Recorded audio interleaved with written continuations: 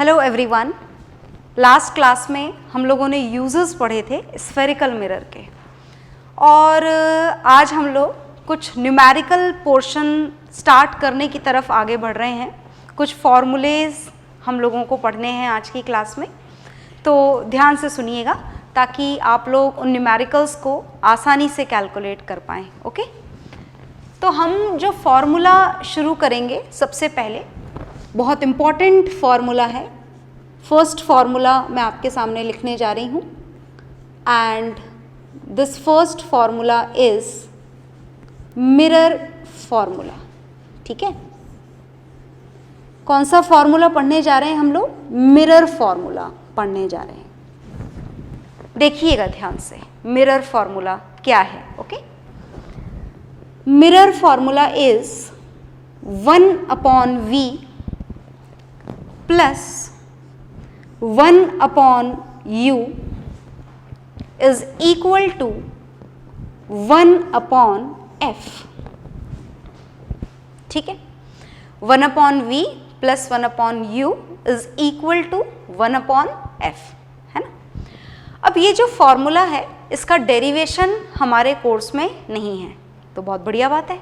Is it okay? हमें सीधे formula याद रखना है और इस फॉर्मूले से जो न्यूमेरिकल्स आपकी बुक में दे रखे हैं, आपकी वर्कशीट में दे रखे हैं, वो सॉल्व करने होंगे। ओके, तो इस फॉर्मूले के थोड़े बेसिक्स तो समझें कि कैसे यूज़ करेंगे आप इसे। इसके थोड़े बेसिक्स नहीं है, इसके बेसिक्स थोड़े ज़्यादा ही हैं, तो ध्यान से सुनिएगा।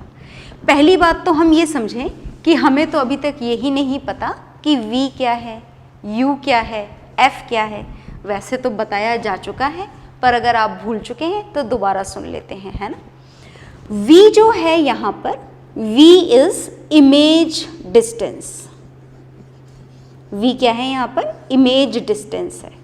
अगर आपको अभी भी याद नहीं आया कि ये इमेज डिस्टेंस क्या होता है, तो मैं भी आपको एक फिगर बनाकर रे डायग्राम के थ्रू भी एक्सप्लेन कर दूंगी। राइट, ये जो u है ये क्या है यहाँ पर?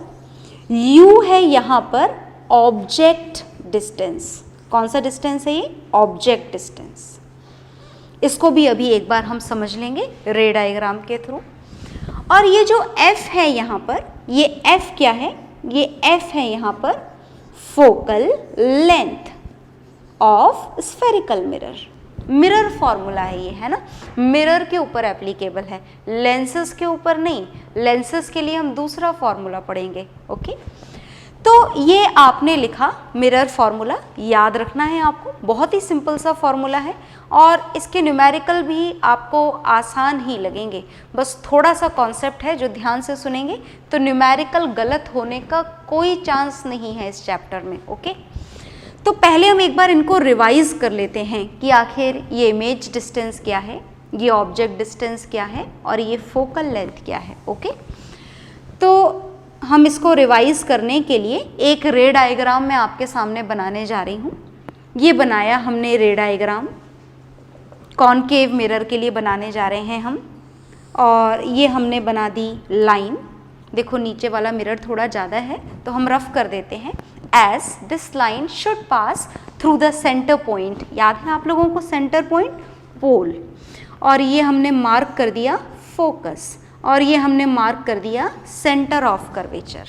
Is it okay? Focal length हम सबसे पहले मार्क कर लेते हैं। ये आपका पोल और ये आपका प्रिंसिपल फोकस, और इन दोनों के बीच का जो डिस्टेंस है, ये वाला डिस्टेंस है ना, इस डिस्टेंस को हम बोलते हैं focal length, denoted by small f। Okay, अब हमको ये दोनों चीज़ें और समझनी है कि ये ऑब्जेक्ट डिस्टेंस क्या है और इमेज डिस्टेंस क्या है। ओके, तो हमने ऑब्जेक्ट रख दिया यहाँ पर। कहाँ पर रखा है हमने? Beyond c। ये ऑब्जेक्ट है, ये ऑब्जेक्ट। राइट, मैं लिख भी देती हूँ ताकि ऐसा ना हो कि आप दोबारा देखें तो भूल ही जाएं कि ऑब्जेक्ट क्या है और इमेज क्या है। तो ऑब्जेक्ट हमने बियॉन्ड c रख दिया है, c के आगे। और अगर ऑब्जेक्ट का आप इस पोल से, डिस्टेंस कहाँ से मेजर करने होते हैं? पोल से मेजर करने होते हैं। राइट, तो ऑब्जेक्ट और पोल के बीच का जो डिस्टेंस है, इस डिस्टेंस को बोला जाता है object distance. Is it okay? और ऑब्जेक्ट डिस्टेंस को हम एक स्टैंडर्ड सिंबल दे चुके हैं, स्मॉल यू, कैपिटल यू नहीं लिखिएगा, ठीक है? तो ये है आपका स्मॉल यू, राइट? मैं यहाँ पर रे डायग्राम कंप्लीट नहीं बनाऊंगी, आई होप आप बना चुके होंगे। नहीं बनाए हैं अभी तक भी तो ज़रूर बनाइएगा, एक बार नहीं 2 बार बनाइएगा, तब तक बनाइएगा जब तक आपके रे डायग्राम्स परफेक्टली बनना शुरू ना हो जाएं, ओके? इसकी जो इमेज बनती है वो यहाँ पर बनती है बिटवीन सी एंड एफ। ये याद रखना पड़ेगा आपको कि ऑब्जेक्ट यहाँ रखेंगे तो इमेज कहाँ बनेगी, है ना? तो इमेज कहाँ पर बनती है? बिटवीन सी एंड एफ, कहीं पर भी बन सकती है। ये ए डैश बी डैश, मैं यहाँ पर दोबारा से मार्क लगा देती हूँ। ये क्या है यहाँ पर? This is image. और अगर आप इस इमेज का डिस्टेंस कहाँ से मेजर करेंगे? पोल से, याद रखिएगा, बार बार बता रही हूँ मैं। तो आपको समझ में आ गया है कि मैं इस लाइन को थोड़ा आगे तक क्यों लाई हूँ? क्योंकि जो पोल है हमें पोल से मेजरमेंट करना है, राइट? ठीक है, तो ये जो डिस्टेंस है, इस डिस्टेंस को हम क्या बोलते हैं? Image distance. समझ गए ना कौन से डिस्टेंस की बात हो रही है? इमेज से पोल तक का डिस्टेंस, इमेज डिस्टेंस। ऑब्जेक्ट से पोल तक का डिस्टेंस, ऑब्जेक्ट डिस्टेंस। फोकस से पोल तक का डिस्टेंस, फोकल लेंथ। तो ये तीनों मेजरमेंट आई होप आपको समझ में आ गए होंगे, याद रखिएगा आप लोग इसको। तो ये एक फॉर्मूला हमने पढ़ा है, पर कुछ और भी फॉर्मूलेज हम लोगों को जानने हैं। और कौन से फॉर्मूले जानने हैं? देखिएगा, ये मिरर फॉर्मूला था, और अब हम जो सेकंड फॉर्मूला जानने जा रहे हैं, ये सेकंड फॉर्मूला भी है और फॉर्मूले के साथ साथ आपको यहाँ पर इसकी डेफिनेशन भी याद रखनी होगी। तो जो सेकंड है वो क्या है? देखिएगा, सेकंड इज फॉर मैग्निफिकेशन। क्या पढ़ना है आप लोगों को? मैग्निफिकेशन पढ़ना है। मैग्निफिकेशन की डेफिनेशन पढ़ लें पहले, फिर हम फॉर्मूला देखेंगे। तो मैग्निफिकेशन को देखो, एक सिंबल दे रखा है, बिल्कुल फिक्स्ड है ना, पूरे चैप्टर में यही रहेगा same. This is small M, बदलना नहीं है ये सिंबल, ओके? तो जो मैग्निफिकेशन है इसे देखिएगा। मैग्निफिकेशन की डेफिनेशन लिखने जा रही हूँ सबसे पहले तो मैं आपके सामने। Magnification is defined as the ratio of height of image to the height of object। आई बात समझ में? ठीक है, तो ये डेफिनेशन है मैग्निफिकेशन की। दोबारा देखिएगा, it is defined as the ratio of height of image to the height of object. तो चलिए इसे फॉर्मूले में कन्वर्ट करते हैं। तो मैग्निफिकेशन का फॉर्मूला हम लोग लिखने जा रहे हैं small M, and the small m is height of image। height of image हमने डेफिनेशन में पहले लिखा है, तो जो चीज़ डेफिनेशन में या क्वेश्चन में पहले आती है उसे न्यूमरेटर में लिखा जाता है, ठीक है? और जो चीज़ बाद में आती है उसे डिनोमिनेटर में लिखा जाता है। तो ये तो हो गई हाइट ऑफ ऑब्जेक्ट, और अब हम लिखने जा रहे हैं height of object, height of image to the height of object। देख लिया आप लोगों ने? अब हमें सिंबॉलिकली कन्वर्ट करना है इसको। तो हाइट ऑफ इमेज को हम h डैश से डिनोट करते हैं, दिख रहा है आप लोगों को? और हाइट ऑफ ऑब्जेक्ट को हम स्मॉल h से डिनोट करते हैं। कुछ बुक्स में हाइट ऑफ इमेज को h2 से भी डिनोट कर रखा है और हाइट ऑफ ऑब्जेक्ट को h1 से, तो कोई फर्क नहीं पड़ता। Is it okay? h dash upon h भी लिख सकते हैं, H2/H1 भी लिख सकते हैं। अच्छा देख रहे हैं ना आप, नंबर ये नीचे लिखा गया है, इसे 1 पढ़ते हैं हम, H1, और जब ये ऊपर है तो ये 1 नहीं है, इसको ऐसे लगाना होता है, H' पढ़ते हैं इसको, H1 नहीं पढ़ते हैं, राइट, ओके।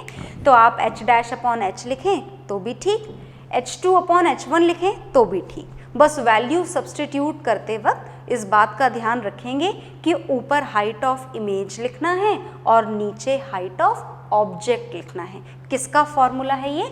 मैग्नीफिकेशन का। तो क्या मैग्नीफिकेशन एक फिजिकल क्वांटिटी है? यस। तो हम इसकी SI यूनिट चलो पता लगाते हैं।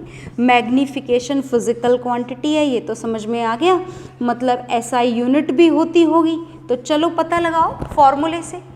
ये height of image upon height of object. Height of image की SI यूनिट क्या होती है? लिख देते हैं यहाँ पर, मीटर। और हाइट ऑफ ऑब्जेक्ट की SI यूनिट क्या होती है? वो भी मीटर। तो देख लीजिए, मीटर से मीटर कैंसिल, और कैंसिल का मतलब आप लिखेंगे it has no unit. SI unit क्या? इसकी कोई यूनिट ही नहीं होती है, इसे नंबर में ही मेजर किया जाता है।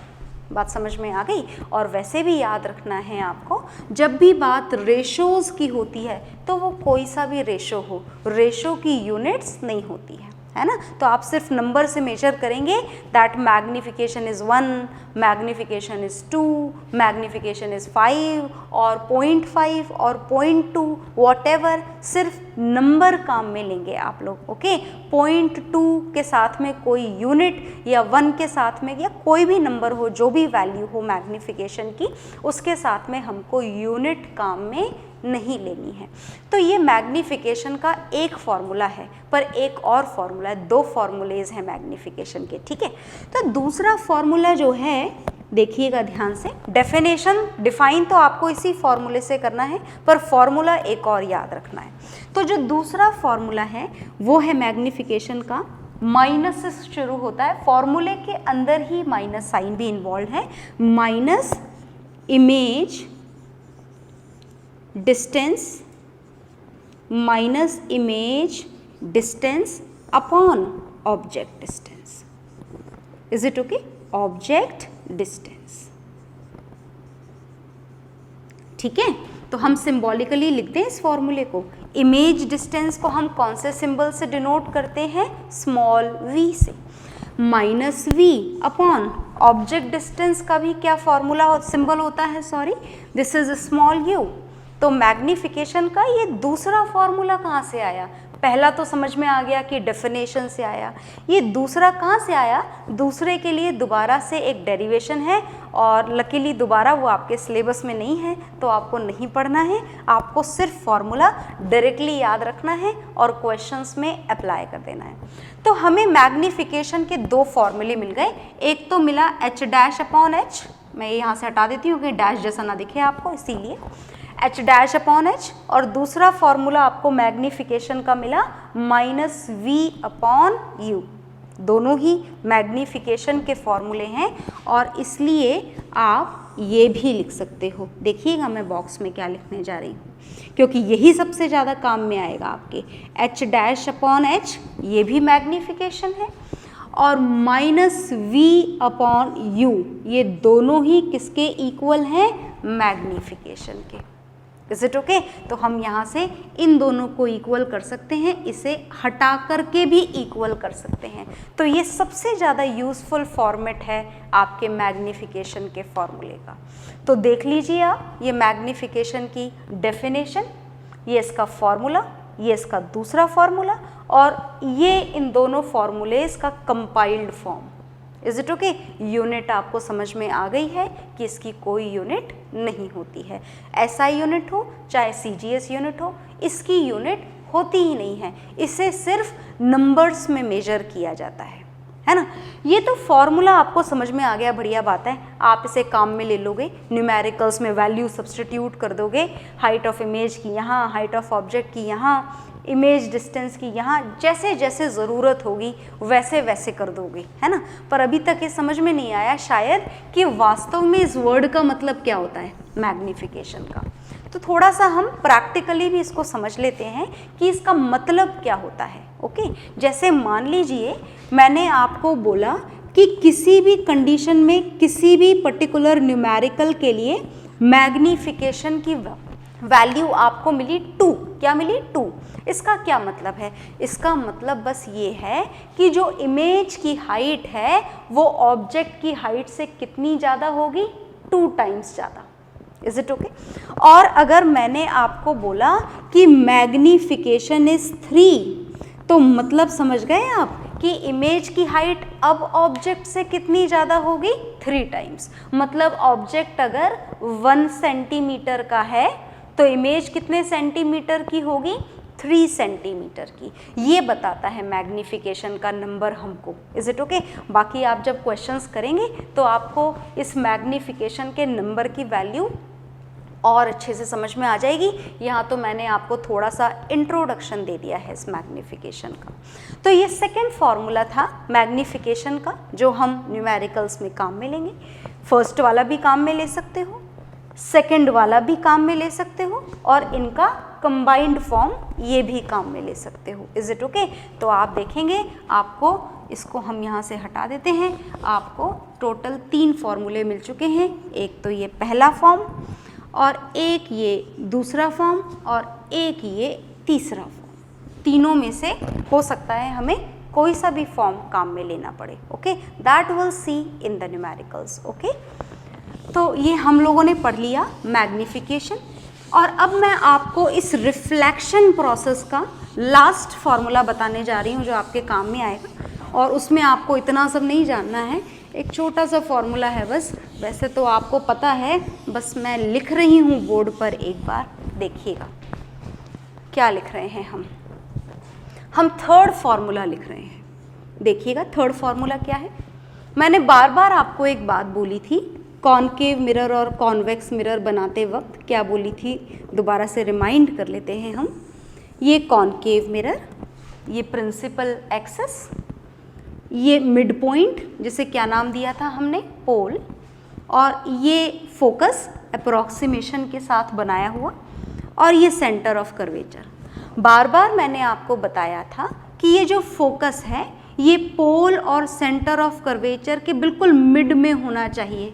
ये बताई जा रही थी आपको बार बार बात। ऐसा क्यों बताया गया था, कारण सुनिएगा। ये है पोल और फोकस के बीच का डिस्टेंस, जिसे आप क्या बोलते हैं, फोकल लेंथ। ये है पोल और सेंटर। देखो मैं दोबारा से लाइन को पीछे ले गई क्योंकि मुझे पोल से मेजर करना है डिस्टेंस, मिरर से नहीं, है ना। तो पोल और सेंटर ऑफ कर्वेचर के बीच के डिस्टेंस को हम क्या बोलते हैं, आर। और आर का मतलब क्या है, मैं लिख देती हूँ, भूल ना गए हों आप कहीं। तो R is radius of curvature, ठीक है ना। और स्मॉल एफ तो याद है ना आप लोगों को, फिर भी हम दोबारा लिखते हैं, small F is focal length, ठीक है। तो क्या जानने जा रहे हैं हम बस इतना सा जानने जा रहे हैं कि ये जो आपकी फोकल लेंथ है, this is always half of radius of curvature. Is it okay? Focal length हमेशा रेडियस ऑफ कर्वेचर की क्या हो जाएगी, हाफ। तो अगर रेडियस ऑफ कर्वेचर दे रखी है, फोकल लेंथ फाइंड आउट करनी है, तो you divide it by 2। Is it okay? और आप चाहें तो इसको इधर ले आएं और क्रॉस मल्टीप्लाई कर दें, तो आपको r की एक और वैल्यू मिल जाएगी 2f। तो जैसे हमें क्वेश्चन में रिक्वायरमेंट होगी वैसे काम में ले लेंगे, ऐसे रिक्वायरमेंट होगी ऐसे काम में ले लेंगे, ऐसे रिक्वायरमेंट होगी तो ऐसे काम में ले लेंगे। Is it okay? तो ये 3 फॉर्मूलेज हैं आपके न्यूमेरिकल्स सॉल्व करने के लिए। ये तीनों आपको याद रखने हैं, पर न्यूमेरिकल्स करने के लिए आपको कुछ और भी जानना है, कुछ और रूल्स भी जानने हैं। तो हम उन रूल्स को नेक्स्ट क्लास में पढ़ेंगे and then we will solve the numericals. तो आज की क्लास में हम इतना ही पढ़ेंगे। ओके, तो बाय एवरीवन। इसके आगे हम नेक्स्ट क्लास में देखेंगे, राइट?